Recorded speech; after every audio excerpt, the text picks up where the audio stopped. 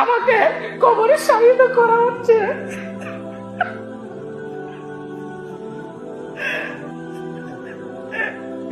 Training নেন, আপনাকে একটা ট্রেনিং দিচ্ছি 2 মিনিট, দেখেন কিভাবে মরণকে আপনি স্মরণ করিয়েন। তো কাজটা একবার ট্রাই করবেন। ইতিপূর্বে হয়তো কোনোদিন বলেছি আপনাকে, রাত্রে যখন শুয়ে যাবেন একাই শুয়ে থাকবেন, একদিন একাই শুবেন, গভীর রাত্রে একাই শুয়ে যাবেন।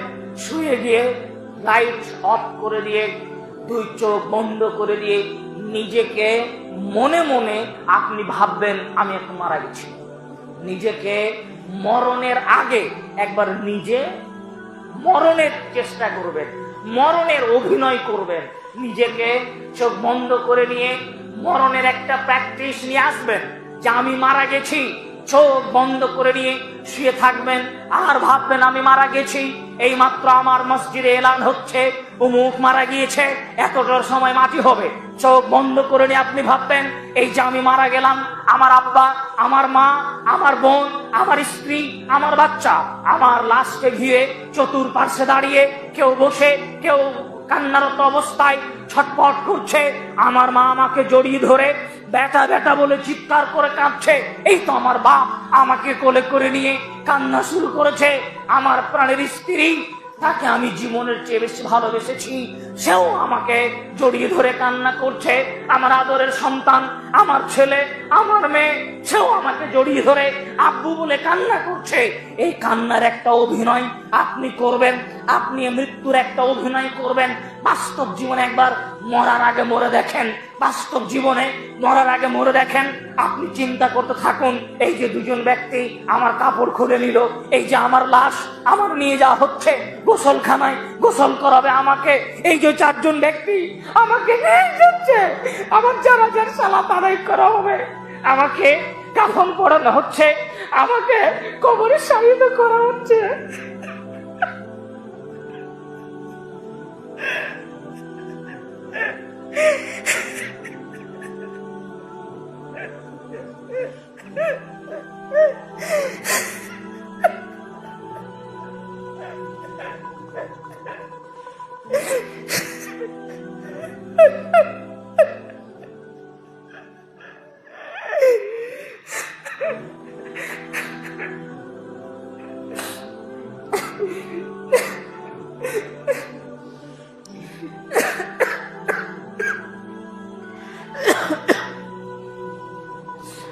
মানে উপস্থিতি, মরণের বিষয়টি সত্যি অতীব ভয়াবহ।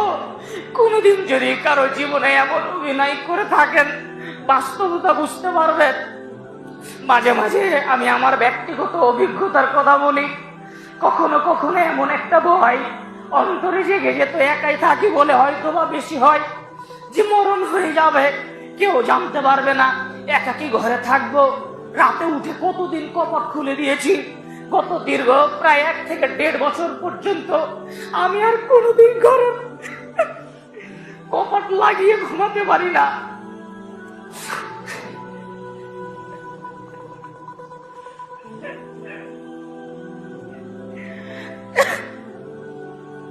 হয়তো ভাই একাই থাকি বলে এমন চিন্তাটা আছে যে একাই যদি ঘরে মরে থাকি কেউ জানতেও পারবে না, কত বেলা হয়ে যাবে, কতক্ষণ পর্যন্ত আমার লাশ শুকিয়ে থাকবে, কেউ জানতে পারবে না আমি মরে পড়ে আছি। আপনি বাড়িতে থাকেন, আপনার ছেলে মেয়ে পাশে থাকে, বউ বাচ্চা থাকে, আপনি তাদের সাথে হাসি খেলাতে অনুভব করতে পারেন না। একাকি থাকলে বিষয়টা বেশি অনুভূতি হয়। সম্মানীয় উপস্থিতি, এভাবে যদি মরণকে স্মরণ করতে পারেন তাহলে হয়তোবা আপনার জীবনে অনেক কিছুই পরিবর্তন আসতে পারে। আল্লাহ তাআলার কাছে আমরা শেষে দোয়া করব, হে প্রতিপালক, তুমি আমাদের অন্তরে মৃত্যুর ভয় দান করো।